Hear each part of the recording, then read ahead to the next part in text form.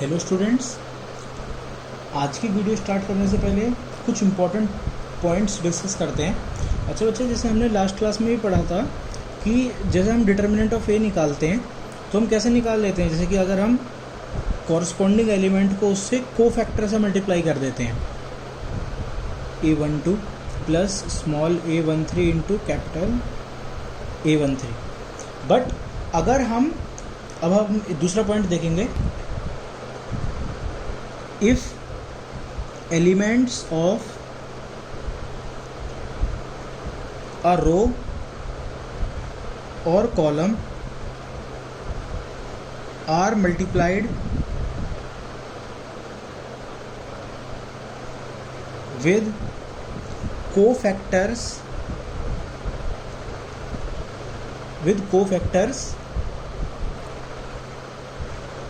of any other row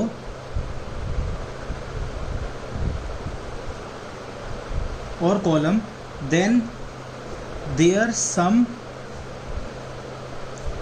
is 0। मतलब कभी भी हमारे पास ऐसा आया कि A11 into A21 plus A12 into A22 plus A13 into A23, तो ये किसके इक्वल होगा? हमारा 0 के। अगर कॉरस्पॉन्डिंग एलिमेंट होगा तो कितना आएगा हमारा? तो हमारा डिटर्मिनेंट ऑफ ए की वैल्यू आएगी, और अगर कॉरस्पॉन्डिंग एलिमेंट के अलावा कोई है तो हमारा क्या आएगा? 0 आएगा। अब थ्योरम डिस्कस करते हैं जरा। जैसे हमारी थ्योरम 1 है, if A is a square matrix of order n, then A into adjoint of A will be equals to adjoint of A into A equals to determinant of A into I। हमारा अगर कोई एक square matrix है n order की, तो A into adjoint of A किसके equal होगा? Adjoint of A into A, और वो किसके इक्वल होगा? Determinant of A into I के इक्वल। इसका प्रूफ देखते हैं। ये सपोज दैट हमारे पास कोई मैट्रिक्स है A, इसके एलिमेंट लिख लेता हूँ, A11, A12, A13, A21, A22, A23, A31, A32, A33। ऐसे ही मैं इसके साथ एडजॉइंट ऑफ A लिख लेता हूँ। एडजॉइंट ऑफ A की मैट्रिक्स आपको पता ही है कि ये सारे क्या होते हैं, इससे कोफैक्टर लिखने होते हैं। तो कैपिटल्स में लिख दिया A11, A12, A13, A21, A22, A23, A31, A32, A33।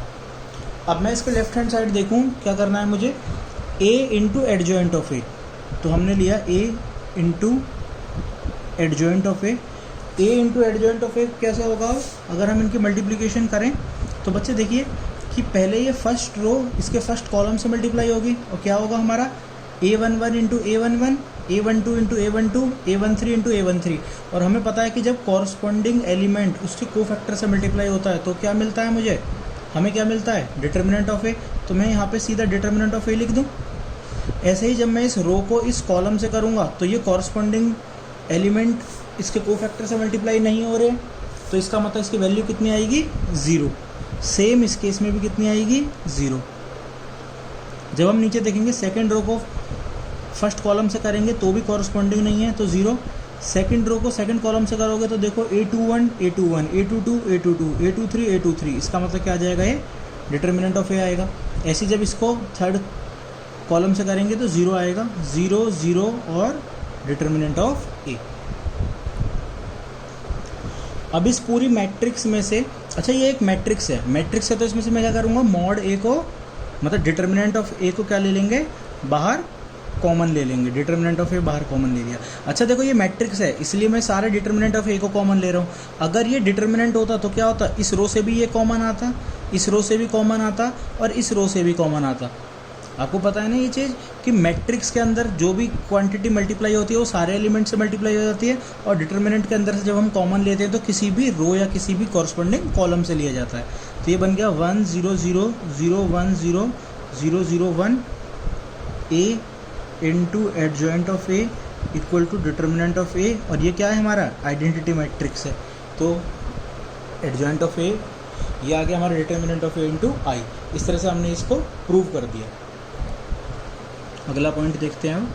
अच्छा बच्चों, अगर हमने कभी भी डिटर्मिनेंट ऑफ ए निकाला, अगर हमारा डिटर्मिनेंट ऑफ ए 0 आता है तो हम उस मैट्रिक्स को बोलते हैं then matrix is said to be singular. तो उस मैट्रिक्स को हम बोलते हैं कि वो क्या है, हमारी एक सिंगुलर मैट्रिक्स है। If determinant of A not equals to 0 then matrix is said to be non singular. तो उस केस में मैट्रिक्स को क्या बोलते हैं, हम नॉन सिंगुलर बोलते हैं। और अगर नॉन सिंगुलर मैट्रिक्स होती है तो उसका हम इन्वर्स भी निकाल सकते हैं। ए इन्वर्स एग्जिस्ट करता है। ए इन्वर्स किस केस में एग्जिस्ट करता है, अगर हमारी मैट्रिक्स क्या है, नॉन सिंगुलर मैट्रिक्स है। तो सेकंड थ्योरम देखते हैं, इसका प्रूफ नहीं है। सेकंड थ्योरम हमारी कहती है कि अगर आपके पास दो मैट्रिक्स हैं ए और बी, आपके पास ए एंड बी दो मैट्रिक्स है और दोनों क्या है, नॉन सिंगुलर है। ए और बी दो नॉन सिंगुलर मैट्रिक्स है। नॉन सिंगुलर मैट्रिक्स का मतलब उनका इन्वर्स एग्जिस्ट करता है, मतलब इन्वर्टिबल है वो। तो हमारा ए बी और बी ए भी क्या होंगे, नॉन सिंगुलर मैट्रिक्स होगी। ये वाला पॉइंट क्लियर है कि अगर हमारा ए और बी दो मैट्रिक्स है वो नॉन सिंगुलर है, तो ए बी मतलब ए और बी मैट्रिक्स का मल्टीप्लिकेशन किसी भी ऑर्डर में करो, आप ए बी करो या बी ए करो, तो वो भी क्या आएगा, हमारा नॉन सिंगुलर मैट्रिक्स कहलाएगा। थ्योरम 3 हमारी कहती है कि डिटर्मिनेंट ऑफ ए बी किसके इक्वल होगा, determinant of A into determinant of B के। मतलब A determinant of A B किसके इक्वल होगा, हमारा determinant of A into determinant of B के।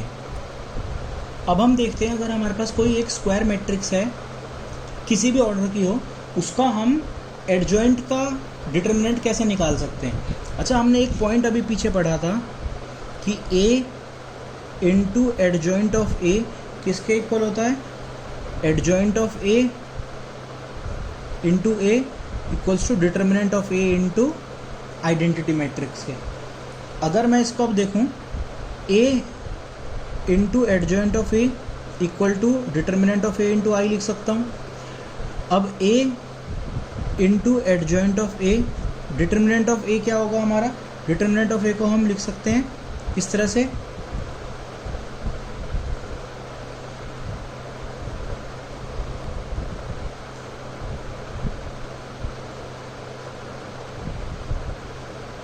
डिटर्मिनेंट ऑफ ए इंटू आई को मैं इस तरह से लिख सकता हूँ, क्योंकि आइडेंटिटी मैट्रिक्स तो हमारी 0 1 0 0 0 1 0 0 0 1 रहती है, तो उसको हमने इस तरह से लिख लिया। बाकी हम क्या करते हैं, मैं इस तरफ दोनों तरफ अब डिटर्मिनेंट ले लेता हूँ, taking determinant of both side. अगर मैं डिटर्मिनेंट ले लेता हूँ, क्या बनेगा हमारे पास, determinant of adjoint of A equals to determinant of इस मैट्रिक्स का डिटर्मिनेंट निकालेंगे हम, डिटर्मिनेंट ऑफ, इसके सारे एलिमेंट्स लिख देते हैं।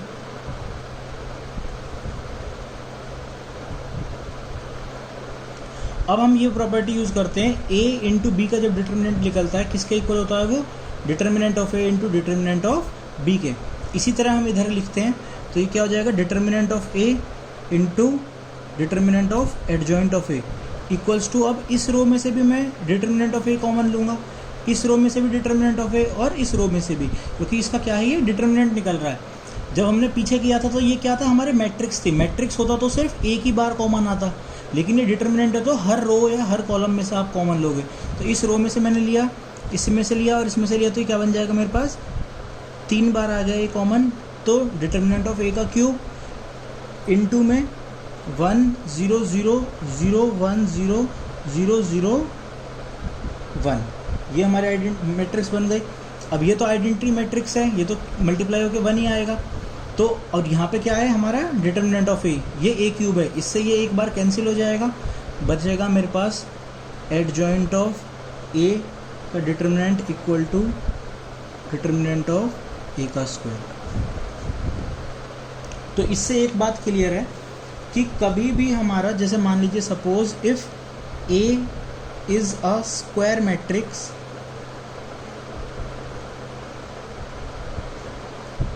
Of order n, then determinant of adjoint of A equals to determinant of n minus 1। क्योंकि अभी आप देखिए हमने क्या लिया था, एक स्क्वायर मैट्रिक्स ली थी इसके 3x3 ऑर्डर की, तो हमारे पास क्या आया, ये डिटर्मिनेंट ऑफ ए का स्क्वायर। तो क्वेश्चन नंबर 17 आपका यही है, क्वेश्चन नंबर 17 का ये एक तरह से सॉल्यूशन है। क्वेश्चन नंबर 17 आप इसी से कर लीजिएगा। ये बहुत इजी थ्योरम है सारी। अब फोर्थ थ्योरम डिस्कस करते हैं, थ्योरम नंबर 4। थ्योरम नंबर 4 हमारी कहती है if a square matrix is invertible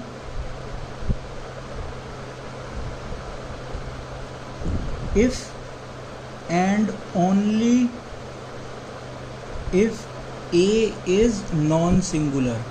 मतलब अगर कोई मैट्रिक्स हमारी नॉन सिंगुलर होगी तो वो इन्वर्टिबल भी होगी। कि अगर एक स्क्वायर मैट्रिक्स इन्वर्टिबल सिर्फ इस केस में होगी अगर ए क्या है, हमारा नॉन सिंगुलर है। नॉन सिंगुलर का मतलब उसका डिटर्मिनेंट क्या होगा, हमारा नॉट इक्वल्स टू 0 होगा। अगर डिटर्मिनेंट ए हमारा 0 नहीं होगा तो वो नॉन सिंगुलर होगा, और अगर नॉन सिंगुलर होगा तो वो क्या होगी, हमारी इन्वर्टिबल मैट्रिक्स होगी। इन्वर्टिबल मतलब जिसका इन्वर्स निकाल सकते हैं हम। तो इसका हम एग्जाम्पल देखते हैं।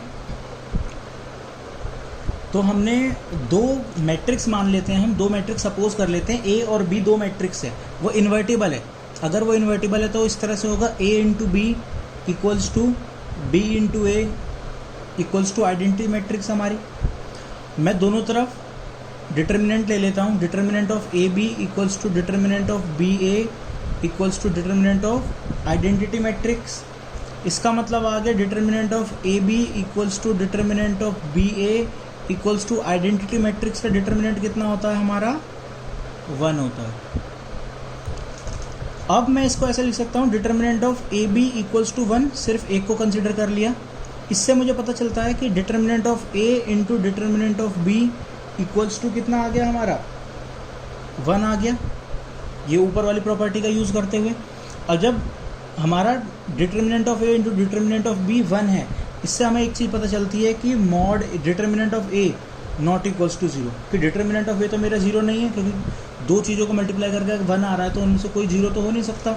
इसका मतलब hence A is non singular, कि ए मेरा क्या है, नॉन सिंगुलर मैट्रिक्स है।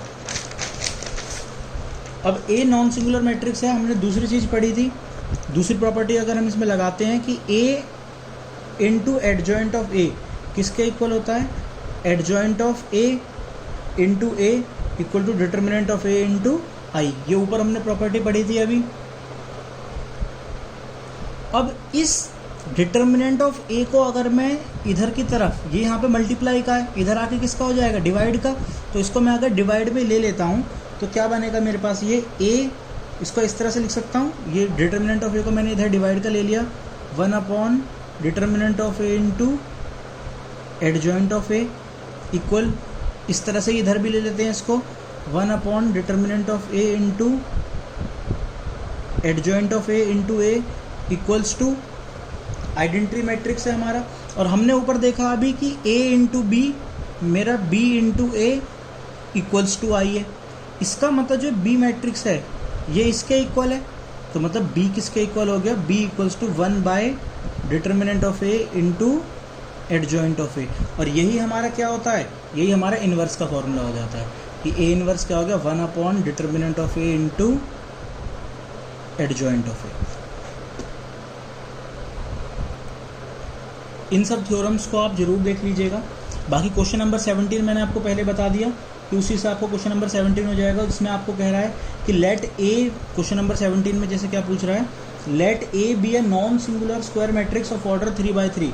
आपका ए एक नॉन सिंगुलर स्क्वायर मैट्रिक्स है जिसका ऑर्डर कितना है, 3/3 ऑर्डर की है। Then determinant of adjoint of A किसके इक्वल होगा, मैंने बताया था आपको determinant of adjoint of A का क्या फॉर्मूला आ गया था हमारा सबसे लास्ट में,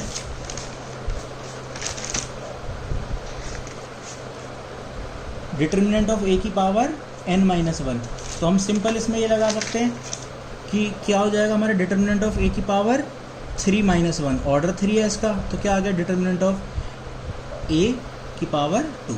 इसी तरह क्वेश्चन नंबर 18 देखते हैं। क्वेश्चन नंबर 18 में आपको बोल रहा है if A is an invertible matrix of order 2, ए एक आपका इन्वर्टिबल मैट्रिक्स है 2 ऑर्डर की, तो मैं then determinant of A inverse क्या होगा। अच्छा, अगर ए को मैं आपको मैट्रिक्स दे रखी है किस ऑर्डर की, 2 ऑर्डर की, तो 2 ऑर्डर की मैं कोई भी मैट्रिक्स अपनी तरफ से सपोज कर लेता हूँ 1 2 3 4। सबसे पहले क्या करते हैं, डिटर्मिनेंट निकालना आपको ए इनवर्स का, तो सबसे पहले मैं ए इनवर्स निकाल लेता हूँ। ए इनवर्स आपको पता ही है क्या होता है, 1 upon determinant of A into adjoint of A. तो डिटर्मिनेंट ऑफ ए निकाला मैंने, क्या हो जाएगा 1 4 माइनस 3 2 6, कितना आ गया माइनस का 2। एडजॉइंट ऑफ ए निकाला, 2/2 मैट्रिक्स से एडजॉइंट निकालना तो बहुत ईजी होता है। इन दोनों एलिमेंट को क्या कर देते हैं, इंटरचेंज कर देते हैं, इन दोनों का साइन चेंज कर देते हैं। आपके पास ए इनवर्स आ गया 1 by determinant of A into adjoint of A, तो 1 अपॉन डिटर्मिनेंट ऑफ ए कितना था -2, एडजॉइंट ऑफ ए कितना आया है हमारे पास 4 -2 -3 1। इसको मल्टीप्लाई करता हूँ अंदर, क्या आया मेरे पास, इसको मल्टीप्लाई -2, ये आ गया 1 3/2 और ये आ गया -1/2। ये क्या आ गया हमारे पास, ए इनवर्स आ गया। अब ये क्या कह रहा है, इसका डिटर्मिनेंट फाइंड करना है हमें, तो इसका डिटर्मिनेंट निकाल सकते हैं हम। डिटर्मिनेंट ऑफ ए इनवर्स क्या हो जाएगा, दिस इंटू दिस, कितना आ गया ये 1 minus this into this 3/2, 1 minus 3/2, तो ये कितना आ जाएगा आपके पास माइनस का 1/2। अच्छा, इसको मैं इस तरह लिख सकता हूँ, -1/2 है 1 बाय माइनस का 2, इसे लिख सकते हैं इस तरह से हम। तो 1 बाय -2, -2 क्या था हमारा, देखो किसकी वैल्यू है, डिटर्मिनेंट ऑफ ए की, तो ये क्या आ जाएगा 1 बाय डिटर्मिनेंट ऑफ ए। तो ऑप्शन में 1 बाय डिटर्मिनेंट ऑफ ए, देख लेने कौन सा ऑप्शन है हमारा। तो इस तरह से इसको हम फिनिश कर लेंगे।